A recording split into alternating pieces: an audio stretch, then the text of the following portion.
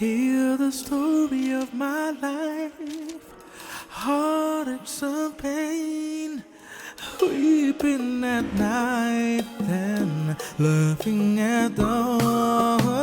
Sharing my joy, victories and hope. A brighter day has come. It's for you and for me.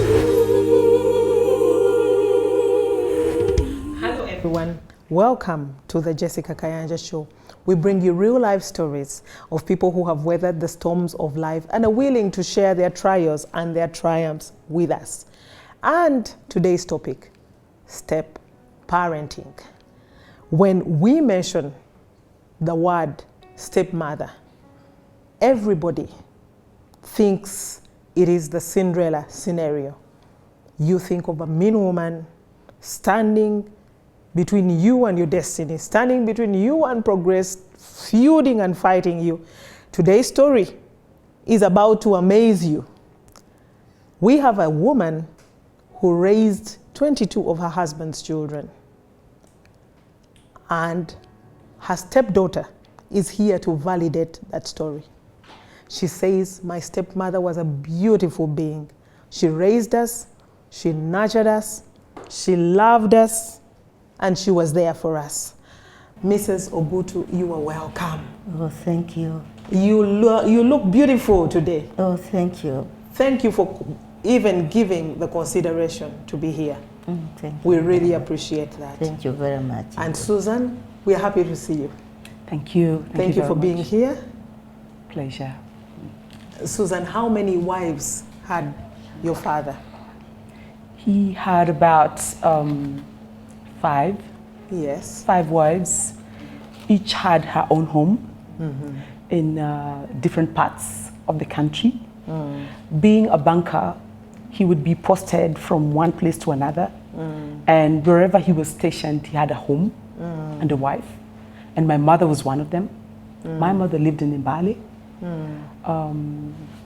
My mother was staying in, yes, my stepmother was staying in Kampala. Exactly. Okay, so she's the one who lived with Dad everywhere he went?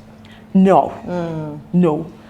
When he came to work and live in Kampala, that's how, yes, she started staying. That's when she stayed with him? Yes. All right. Yes. Okay, and tell us about the first time you came to live with your stepmother. How old were you? Right, I was about 12 years.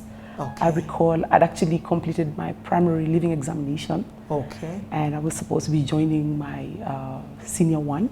Wow. Yeah, and so the plan was, so myself and several, not many, probably 2 or 3, I cannot recall exactly. 3 of your siblings? Yes. From other mothers? Yes. Yes. We were asked to join Daddy in Kampala. Okay. Yes, at Mummy's house. Okay. Right. Majorly so we could also further our education, secondary school education. All right. Really, because at that point in time, the best schools were in and around Kampala. Okay, all yeah. right. So that's how I end up, yeah. Tell me about the first day you came home. How did she welcome you? I may not be able to recall the detail of it. Yes. But for a fact, I recall that for me it was homecoming. I came home. You came I home. found a mother who hugged me, gave me a she bed. gave you a hug? Yes. Fed me, took me in. She gave you, at what, pardon? Took me in, fed, we were fed. I want to know about the first day. The first day. She stood at the gate and welcomed you and your siblings. Oh, it's unfortunate I can't recall. Okay, all right. I can't recall, but you I remember know it was a warm, yes. A warm welcome. It was, yes, yes. And there was a feeding. Oh, yes. And bedding, and they had already set beds for you? Yes, there was news that we were coming. Okay. Yes. All right. At least that I remember. Okay, so Mom had set up beds for you. Oh wow. Yeah. Wow. And it was planned actually. It was a planned trip. And yeah, preparations were made and yeah. Wow. Yes. So and Mrs. Ogutu, how did you feel about welcoming, you know, it's for me, and I need to be very honest. Yeah. Even living with an extended family has its own challenges. Just extended families, you know, your husband's relatives, and you know, but I wonder how this is. How many children were you in that house now at that time, at the time you arrived? We were quite many. How many? More than 10. More than 10? More than 10, many of whom were my own siblings, others cousins. I want relatives. to know about the children. Oh, probably 10. There probably were 10 children. But we were more. I said more than 10. Could have been about 15. How big was that house? The house was about, was it a 4-bedroomed house? So we would all fit in there. We'd fit in there. And we were happy. It was a happy home. That's what I recall. And that's the special bit about mommy, you know. She always, it's always nice to have her around you. She makes you feel comfortable. She makes you feel happy. Let me actually use that word. Not just comfort, but happy. You're joyful. There's never a negative moment with her. There's never a sad moment with her. So take me back to those days. Yeah. What was the routine? You have 10 of your husband's children. What is wake up time? How many bathrooms, you know, in that house? Okay. And after the 10 children came, did more keep on coming? And how did you do that? Did you break the house and, you know? Okay. Yeah. Pastor Jessica, it wasn't, there was no chaos. It was so organized. My father was a disciplinarian. There was order in that home. There was no drama, actually. It was a very, very organized home. Everybody knew what their chore was. The boys and girls, we all worked. The boys would go to the kitchen, the girls did the kitchen. They did this, you know, if the girls went to the garden, the boys would do the cooking and then would switch roles. Yeah, and then after you had a routine during the holiday, you had a routine, would do some gardening, you know, to have food in the house. We all went to the garden in the morning. We returned about 10 o'clock. Others are cleaning the house, and then others are cooking. And when you're done with your lunch, you know, you go and do your homeschooling. During the holidays, my father was a strict person on our academics. Yeah. So would go to study at a nearby, there was always a nearby school, where we'd go to study. And by 6 o'clock, everybody was at home. There was a curfew. Very strict father. If you didn't obey, you were in trouble. So your father was a good administrator? Yes, he was. I would say that with all the confidence. Okay, and at the same time, he was managing the other wives as well, wherever they were? Oh yes, those were his homes, those were his wives. Okay, all right. So, and at what point did he see these wives? Pastor Jessica, I you may had not no be idea able to speak for my father. Right, I wasn't really, I was young, I was 12. But you could see that everybody was happy. The 5 wives were happy and all the children were happy. Yes. Okay. There was an order and discipline. Matter of fact, on the village where we lived, our home was the model home. Yeah, but you know, it could be a model home because of discipline. Yes. And it can be a model home because of joy. So were you happy as per, you know, a police troop happy because they have a good commander, or were you happy because, you know, as puppies are happy because they are, you know, the mother dog is cuddling. Okay, all right. There was love, there was care, there was attention. We had a father and a mother who really cared for us. You know, who were always teaching, mentoring, coaching us. You know, we even had neighbors coming into our home. They would frequent our home, you know. Now, going back to the step parenting, did you ever see any sign of favoritism? Any sign of, you know, I don't have enough of this because I'm not with my mother anymore? Never. Never? Never. It was, we were all equal in our house. So you had enough? You were not in want? I cannot say at that point in time when I came in that it was wealthy home. Oh, it wasn't wealthy, but she was at a the good point. Yeah. Yes. My father, I think, had retired. Yeah, he had stopped his regular job. So we were more or less living off his assets, you know, things that he had, you know, and herself. So they would work to maintain the home. But at no one time did you ever feel like X is treated better than Y. We were all treated like children. She treated all the children equally. We were cared for equally, you know, our needs, you know, going to school, everybody, our school fees. She made sure everybody went to school when we were supposed to go to school. She was there, by the way, school visitation. Mommy was always there. I don't know how she did it. We were so many. On how many children and how many schools? She needs to say. Okay, I want to hear from her right now. I want to hear, because it's, you know, it's really getting confusing. doesn't sound real. It doesn't sound realistic at but all. it's Yes, okay, yeah. It's the truth. So Mrs. Ogutu, you know, I'm going to be very slow, and you yes, and you can come in the way you want to. Just feel free to say what you want to say. When your husband would inform you that he was bringing the children home, did you at ever one time feel, because these children are coming in, what I have will not be enough for me?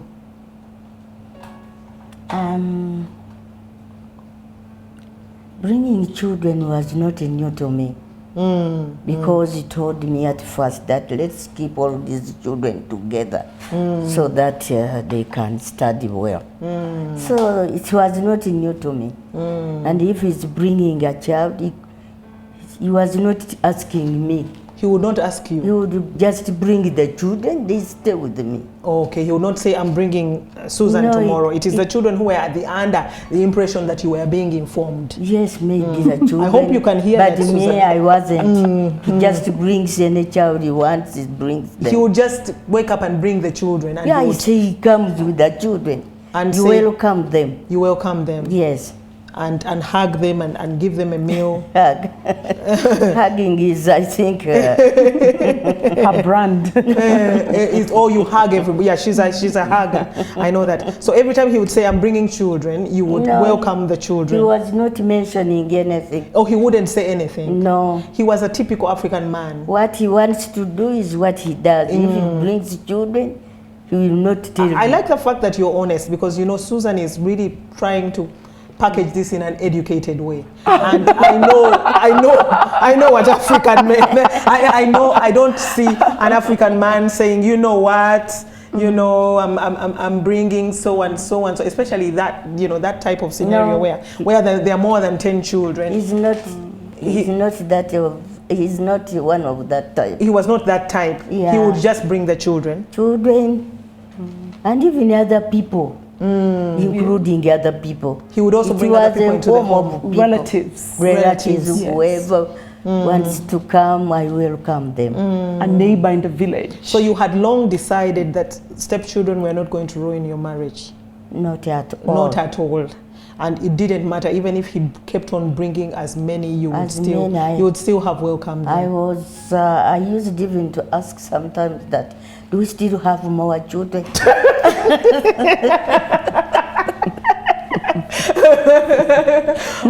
That is beautiful. That is beautiful. You would say, do you still? So why were you asking? You wanted to plan for the ones that you didn't see. You wanted to plan, see how we would educate okay. them. And what would he say when you said, do we still have more children? You know, a man cannot tell you the right answer. Yes. He just answers in base. So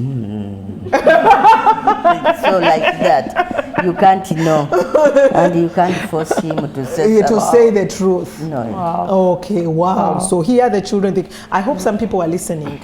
Mommy, the reason I really wanted you on this show is that there are young girls now or women that are walking into homes, ruining marriages, refusing their husbands to even pay school fees for the children, refusing the husbands to feed the children, and here you are, a stepmother, welcoming every child that came, and you have lawyers, you have engineers, you have, you name them. What do you have? Doctors, pastors. Wow. Teachers. So you made sure, bankers. My goodness. So you made sure all these children were educated. If you were watching today, and you were at that point where you got into the home and you were so greedy, you said, if we pay school fees for these children, the money will get finished. Just look at this lady. Look at how much her stepchildren adore her. Look at the way they are looking after her right now, because she stood in the gap. And I don't mean, I'm not an advocate for that type of arrangement, but I feel that what you did was noble, and it is something every young, because people are afraid of even 4 stepchildren, but you took care of all those children.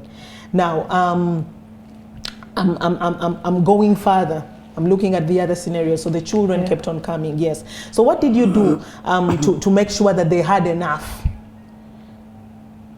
Because the women that are mistreating children, it's always about property, by the way. It's always about there won't be enough food if they come, there won't be enough drinks, the children will take this, the children will take that. How did you handle that? As she told you, we used to go to garden during holidays, so we were having enough food. Enough food. You taught them how to garden? Yes. Together. You would garden together? Yeah. We worked together, and they were very obedient. They were very obedient. Because we used to go together. We could not disobey. No, she was loving us. It was more out of love. It wasn't torture. We never ever felt it was torture. It was punishment. It was really, let's do this for the home, you know. Yeah. That harmony, that love, that care is what, for me, I would say, that's what drove me to do whatever I did. The obedience, you know, submitting to her as my mother, because she played the role as a mother. Yeah, she played the role of a mother, and I think, you know, if we respect ourselves, we will be respected. And she respected herself. I need to ask a very private question, and I think it is one of the issues, again, that people, you know, that you'll find a lot of step parents fighting, and it is the issue of jealousy. And usually it is, will their children turn out better than me? So did you ever feel at a point that, you know, you felt that there was competition? Did you feel that you know, there was competition? There was competition from the children. There was competition from the mothers. Did you ever feel that? Because that's another reason why stepmothers get out of hand. It's the jealousy. It's the competition. Are these children going to turn out better than me? Are they going to be more educated than I am? Are they, you know?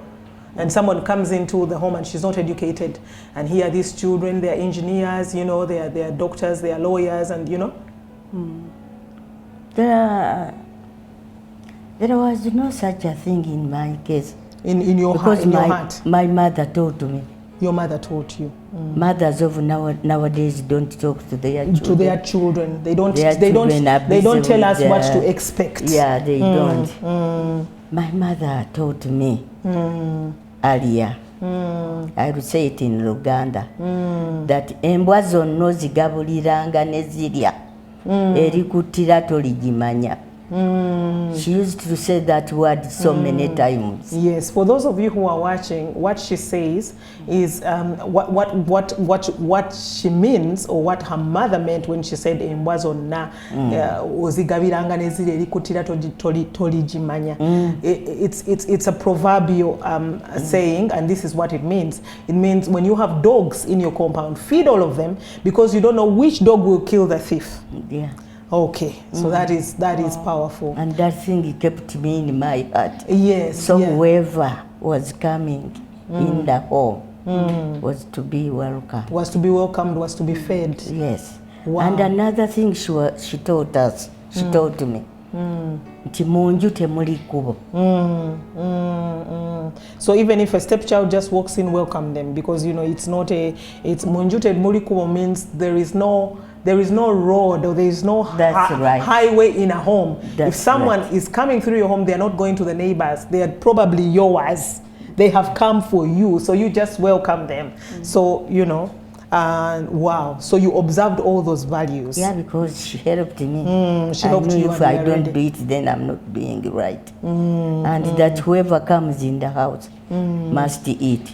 Even if he's leaving, you give water. Water and he goes off. Nobody should leave the house without anything. Maybe water if there is no food. If he's in a hurry, water is always there. Even if you come to my home for 5 minutes, we shall give you water. I think you can tell the type of home a woman comes from when she encounters this type of situation. I was talking about somebody a few days back, and I said, what type of parents does she have? Because there are some scenarios my parents would not allow me to get involved in. I don't think my parents would allow me to to go into a home and make sure that the children are not fed, they are, you know, they have nothing to eat, they are not educated, you know, but someone who is doing it so proudly and showing off, you know, and you're wondering what type of parents, what type of values, what type of background is that, and usually the mother did the same thing. Indeed, and you know. Yeah, indeed, Pastor Jessica, what she's actually saying, those are the same values she actually imparted in all of you. Exactly. She inculcated that same behavior in us. You know, she always taught us when somebody comes to the home, be hospitable, smile when you're greeting a visitor. If there's no food, if there's nothing to eat, make sure they have at least a glass of water. You know, she taught us that. And that's what we've carried on even in our homes.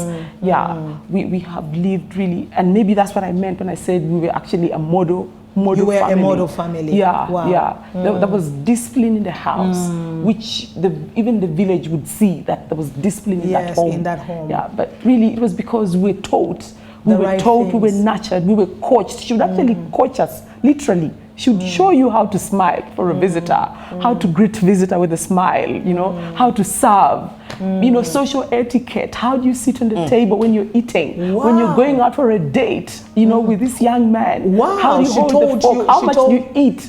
Yes, she told you about dating and all that. Amazing. Yes, even beyond that. I hope somebody is listening. I mean, you are in this home, you don't even want to talk to the man's children. You don't let the man see his children. Really? What type of family are you from? That just... And for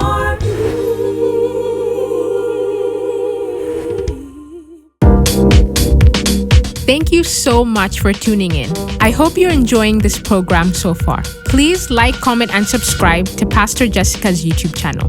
Oh, and don't forget to press the notification button so that you're notified whenever we upload a video. Also, you can follow Pastor Jessica on all of her social media platforms, Facebook, Instagram, and Twitter under the handle of Pastor Jessica Kayanja. If you would like to contact Pastor Jessica Kayanja, please do so on 077-263-1603. And if you'd like to advertise with us, please don't hesitate to let us know. Okay, now let's get back to the show. you and for I hope somebody is listening. I mean, you are in this home, you don't even want to talk to the man's children. You don't let the man see his children. Really? What type of family are you from? Not just dating, Pastor Jessica. She would even demand that you bring the young man home so she can cook please tell and me about meet that. him. Yes. You brought a young man home. I did. When I was finishing my university, my degree, my bachelor's degree, for some reason, I think because of the values, you know, at home, we're brought up to respect yourself, you know, you don't play around with boys. So I'm through university, my third year, and she says, hey, Sister Susan, brother ngatomuleta, you know, and I'm like, okay. So now there was this burden on me to bring a brother home. Well, I prayed about it, and well, I found the man, I found the boy, I brought him home. I brought him home. He, you know, he treated him as a son. What did she do? She cooked? Yeah, yes. And engaged him in a conversation, you know, not a question and answer kind of inquiry. But she welcomed him like a moko. Yes. What did she do? She cooked. I can't remember, it's over 20 years ago. But at least I know it was a warm, you know, reception. Warm welcome, and she had taught you what to do when you're dating. Yes. Because what sense, it doesn't make sense when you are training other people's children and you've thrown away your husband's children. I know. How does that reflect on you? know, how does that reflect on you?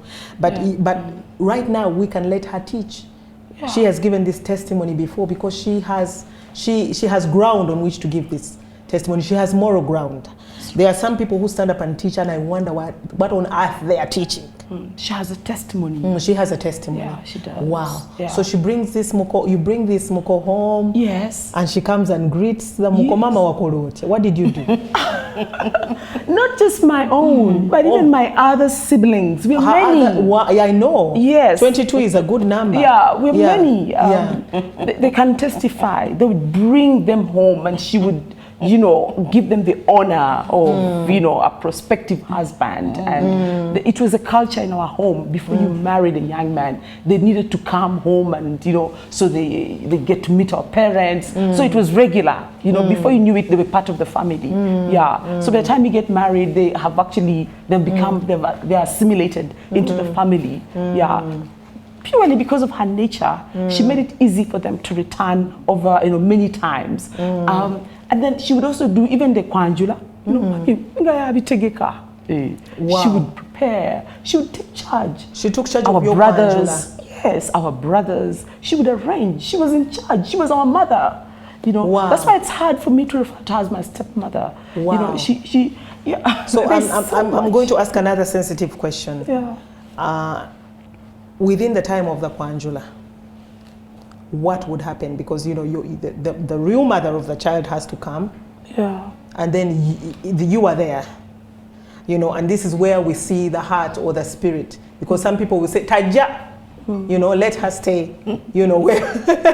Because, yeah, I know some people, I've seen some people take over, you know, another woman's home, another woman's business, another woman's, and they don't even want her to step into the thing that she built. And yet they did nothing to get it to where it was. You understand? But now there's this kwanjula, and so what would happen? That time of kwanjula, we used it to organize it with my husband, the father of the children. I used to tell him that bring their mothers also. This is a wonderful woman. I'm Bring sure I'm going to let my camera crew clap for you because they already want to clap. they already want to clap. I'm a witness. They already want to clap. You're a witness. Yeah. So she would say, you would tell your husband to bring the mother. Yeah. Yes. So our mothers would be present. Also to enjoy what is So going would on. have mothers. Also to enjoy what is going. So you would have both your mothers. You know, the mother that has brought you up and the mother of. Isn't that amazing? The mere mention of your co-wife and you run crazy. Can you imagine? You don't want her to stay in the business that she built. You don't want her to stay in everything you have taken over. You want us to think that it was always about you. And here is a woman who would say, bring.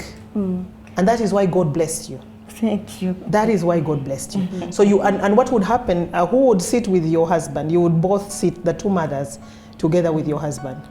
No, in kwanjula we don't need to sit. Oh, actually, kwanjula, you were in the house. We are in the house. Okay. Now, what would happen And on there the were wedding? admitted In the wedding, some of them were not there, but some those who are not, who are present, her mother. She sat this side, I sat this side. And your husband sat between you. Yes. That's amazing. That is amazing. That is amazing. I think that's what I meant when I said there was no drama. There was no drama. Yeah. There was no, you know, this is my ceremony. I get back to this child, and you know, and the people who want to steal the show all the time, amazingly, you know, their story doesn't turn out bright.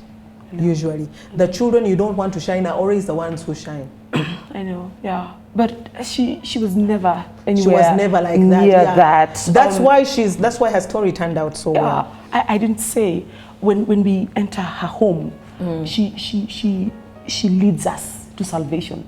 Okay, go ahead. She leads us into salvation. When you went into the home, she led you into salvation. No, she would take us to crusades, take us to church, and one by one, each one of us, each one of us voluntarily, we gave our lives to the Lord. And then she would help to disciple us at home, teaching us how to pray, teaching us, how to read the Bible, and then teaching us how to engage, in spiritual warfare, Wow. Those things, we still do them up to now. She would wake up early in the morning and pray for each one of us. She would mention your name, one by one, praying over us. Many times I thought, what is this? Back then, as a young child, I thought, Mommy has a lot of energy. She doesn't want to sleep. She's praying for us. But now at my age, all your names. Yes, I am praying for Susan. I am praying for Robina. She would pray, bind, she break. Has a heart of gold. Bless. Yeah. you know, she did that for us. And now, Pastor Jessica, I can tell you, those prayers have operated in our lives because we are standing, many of us are standing as ministers. We are seriously ministering. We are ministering in the church. Wow. You know, we are serving God with zeal. Wow. Yeah. It's not half-hearted. But for me, I can speak for me, for myself. It was because of the seed that she planted in me. The moment you came into the home, she introduced you to salvation. Yeah.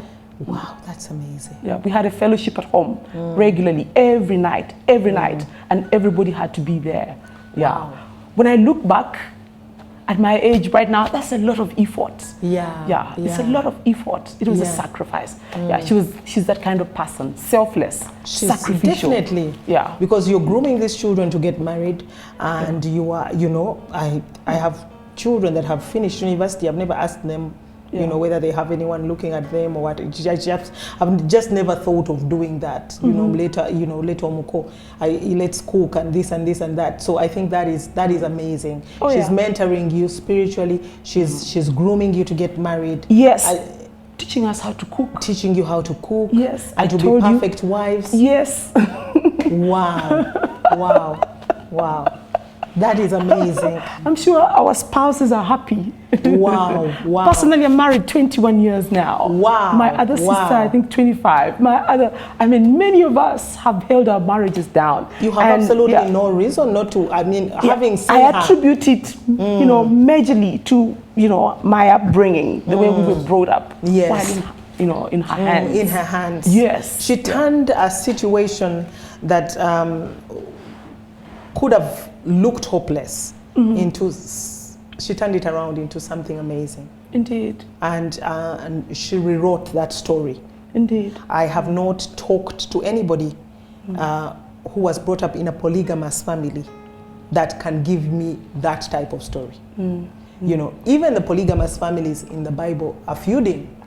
You understand? You know, Sarah is living with Abraham, and then Hagar is brought in, and then the feuding begins. Hagar's child is despising Sarah's child and is mocking Sarah's child, and then Sarah is angry at Hagar, and then Hagar is not answering back well, and all that, until God says, you know what, send this intruder out. Yeah. You know, because it's never come out smoothly. You understand? It's never come out smoothly. Chaos. And yes, it's always been chaos. But I think she rewrote this story. If you are watching today and you have stepchildren, or if you are step parenting, reconsider. Look at this situation. Look at this woman. Look at this mother. And look at how these children adore her. You know, and now you went ahead to be married, and she kept on being that mother. Oh yes, that was there. Yes, she's now a grandmother to my son. To your son. Yes. What about the pregnancies? Did she advise you? Did she? Well, she's the same. I mean, she's mommy. She's still mommy. Yes. Wow. So she was there for you in the pregnancies. My pregnancy was a different one, but I know for my other sister who's not here, for her first baby, she was there. Nursing her, helping her to manage, helping her to manage the labor pains, rubbing her back, you know, bring her the warm water. I have memory of that one, but I know many of my other siblings, had an experience. I've had only one pregnancy. I have just one child, one biological child. Wow. So, and mine was unique. Yeah. Okay. Yeah. So I missed the opportunity to be nursed by her. Wow. Wow. Wow. Amazing. Yeah. So she's still the mother in all your lives. Oh yes, she's now a grandmother to my son. Yes, yes. She just has a special heart, I must say. She has a heart of gold. Yeah, definitely. Wow, it is amazing. I'm overwhelmed. I'm out of words. Now the beauty about this is that she's grown. And all you, her stepchildren, are chipping in to take care of her. And that's the part we forget. We forget that when we are still young. There's that. Yes. We chip in, but also we honor her whenever we have an opportunity to. We talk about her. We share her story. Thank you. Probably my friends maybe even know her as my mother more than my biological mother. Wow. Because it's the truth. You know, if I'm to talk about a mother that nurtured me, she is the mother that nurtured me. You know, so I'm talking about mommy, and they know her. Okay. Wow. It's not unfair to my mother. My mother, she's alive, and she's not offended by it. Yeah, she's probably grateful. Not. I would be grateful if there was somebody like that who just, you know, took my daughter and taught her to cook and to get polished her, and my daughter is a lawyer now, like you are. And I mean, who would complain? I would say go ahead and honor her. Exactly. You know? Exactly. Yes, I would say just go ahead and honor her. You know. Yeah. So we share her story whenever we can. We speak about her. We, you know, and like I said, from where our village where we live, they do not know that she's our stepmother. Yes. Yeah. We have never found reason to, you know, to let anybody know that she's your stepmother. To call her one. She has not. Yeah. She's your mother. Yeah. And I think at this age is where we really want, you know, a fallback. And I have watched your mom. I have seen her travel to visit her children in America, travel to visit her children. And I know that there are people who look and admire, oh, Mrs. Ogutu, she's always on the plane, and, you know, and they don't know that there is no gain without pain. And there is, you have to postpone self-gratification if you are going to have anything in life and attain anything. Yeah, and I really feel that there are so many stepmothers who have eaten their seeds. They did not plant them. They didn't want to They sacrifice. did not sow them. They didn't want to sacrifice. They came in and they ate it all. And the days are coming when they might need some of these children to come back and say, you know what, we honor you. We love you. You haven't told, she took care of your father as well. Oh, yes. So you must love her for taking care of your father. Oh, yes. Yeah. And she knows we have her back. She knows it. Yes. She knows that very well. She knows we have her back. Tell me something about how she took care of your dad, and because taking care of you is something else, but taking care of your dad and if she was fussing so much about you, then I wonder what she was doing for that man. She made it seem like it was very easy to have a husband. You know, now when I reflect, being married, obviously you're not seeing her complaining about the children walking in and what. It's easy, definitely. There was never a sad moment. I do not remember her ever having an argument with my father openly. Maybe it was behind closed doors. I don't remember. Okay, it was always playful, joyful, you know, happiness, joking. You know, daddy has come. Hey, daddy, everything's about daddy. You know, she runs and she's pampering him, and and it's like he's the center of it all. You know, life must stop because daddy is here. You know, and so she made it look so easy. Yeah, when I look back now, I realize, it was a lot of effort on her part. Yeah, but she cared for our father. She did, and some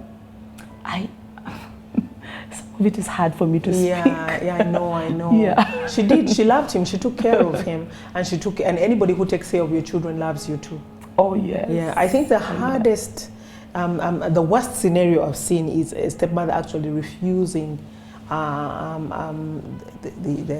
children, a husband's children, to be educated, to get a decent education, refusing them to have enough food. I mean, the basic necessities. That's really sad. You know, that's sad. It's really sad. That's completely sad when you have to see somebody, you know, crying and saying, you know what, my children don't have any school fees anymore because this woman stopped. I think that the best way, I mean, the greatest expression of love is provision. Indeed. And if you don't love your husband's children, you don't love him either. I know. She was different. She went, you know that season when you have to go find schools for the children. She came to all your visitations. She looked for your schools. Yes, it was mommy who did the, you know, traveling, going to the school, getting turned down, going to another, getting turned down. I need to ask about the visitation. How much did you prepare Because visiting one child in boarding school is a lot. Now you have 22. What would you do? Did you have a caravan, a van? But visitation was not all at the same time. So you had a timetable? We had a timetable, and their father used it to say, you go to this one, I go to this one, after cooking the food. You know, we used to cook food, things that we had to take to. So it was, all of them were not being visited at the same time. So you divide the food into two, and daddy would go this end, mommy would go this end. I divide, take this, take this, take this, I take this, I take this. But by then I was young, I was very fast.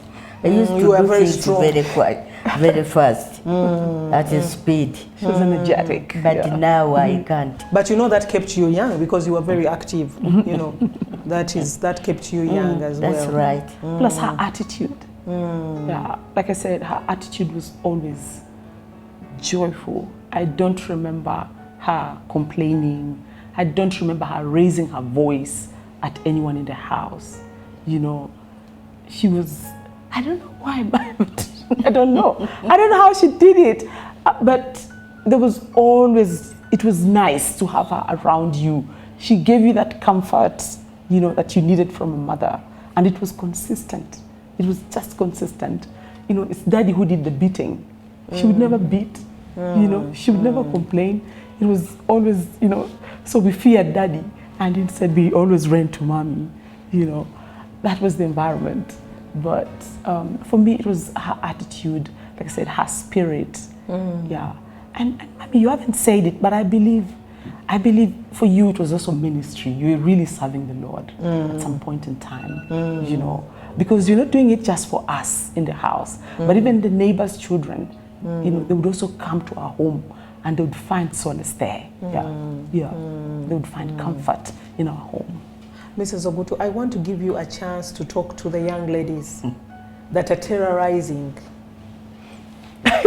they are the elderly men's children, they are stepchildren, the young ladies that have made sure the fathers do not educate the children. They have made sure the children will not get an allowance, apart from sowing a seed and reaping hell. Because the principles of God are persistent. Yeah. See, he says, seed time and harvest will never cease. Apart from the fact that you will reap what you sowed, what is the advice that you are giving these young, these I won't call them young ladies because some of them are even as old as me and they are still acting like children, you know? So what advice will you give these people? About mistreating stepchildren. Mistreating. What advice would you give a stepmother who is mistreating her children? And what advice? What would you tell? How would you advise a stepmother to forget jealousy, envy, and just raise those children? Yeah, I would say the same. So if you are a stepmother, don't do things as if you don't think as if you don't know what is coming. Me, I treated my children not knowing what they are going to become. I didn't know whether they will be a doctor or what. Do things for God. I did those things because I was working for God. I said, let me serve God. There was no anything behind. I loved them because they also loved me. But it's not that condition. I just loved them. My heart was always to love. Even up to now, I don't know. Loving, I don't know why it comes into my heart. I don't want to hurt a child. I don't want to see that there is a child being mistreated. Even on our village, when their father used to see someone being mistreated, he could call them. A child misbehaving, you could call that child and he beats and corrects him. So the advice I give to those who are stepmothers, please love those children. because you don't know what they will be in the future.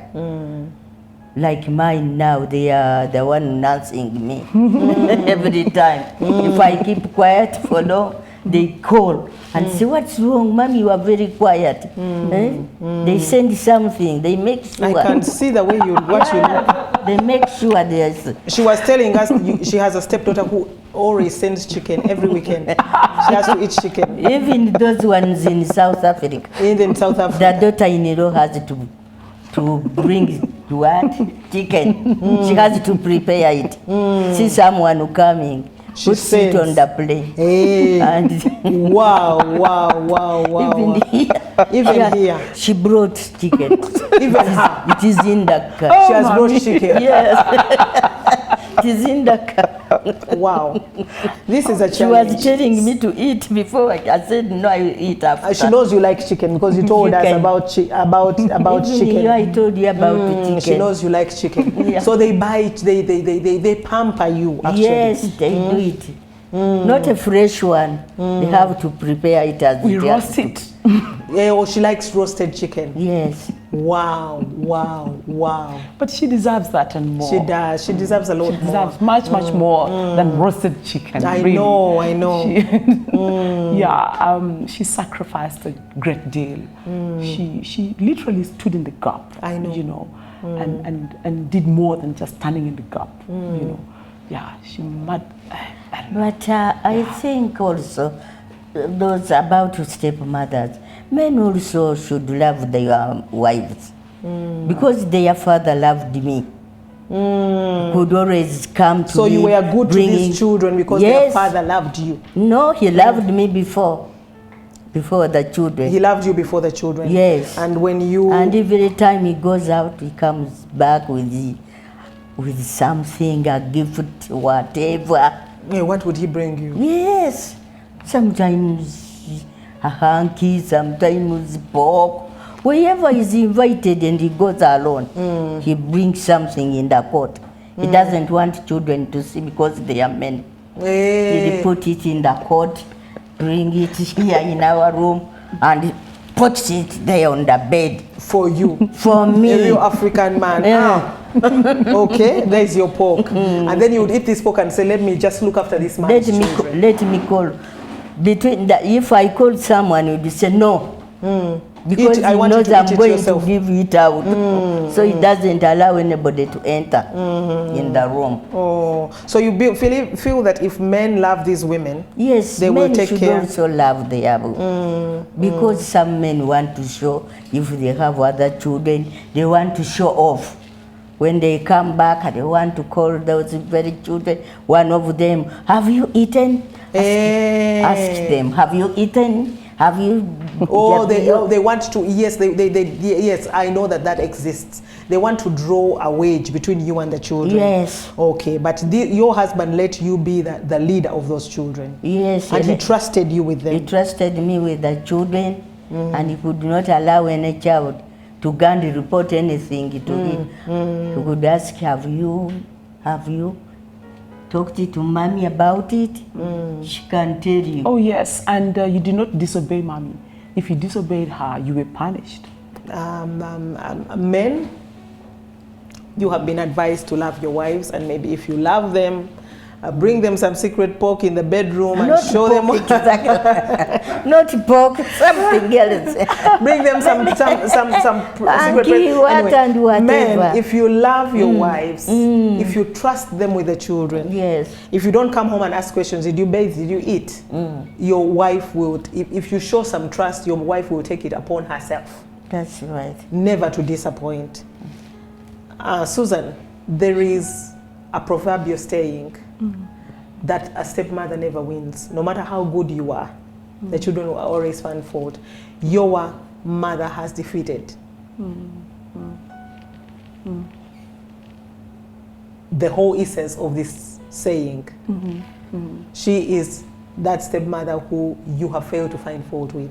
I know there are many other stepmothers like this. I have met, that type of scenario. But Mrs. Ogutu, thank you so much. Today we are honoring you. Thank you. Your so children much. are saying thank you Thank you too. to you. Thank you too for inviting me. For looking after them, for taking care of them. And Susan, thank you for coming to honor your mother yet another time. The Bible says honor thy mother and thy father. So this is not just noble, it is spiritual. Yes. She's a real mother and she deserves it. I want to thank you all so much for tuning in. Until next time, do stay blessed. Bye. Thank you. Thank you so much for tuning in. I hope you enjoyed this program. Please like, comment, and subscribe to Pastor Jessica's YouTube channel.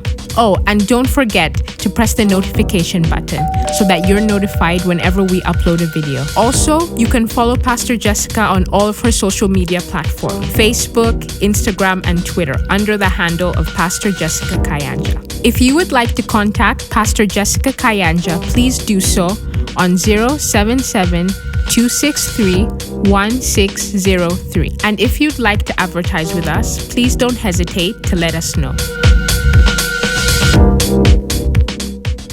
I'm so sorry. That's all we could do for today. I do wish we had more time. But remember, it's a weekly program, so please do stay tuned for the next upload. I love you. I'll be praying for you. And bye.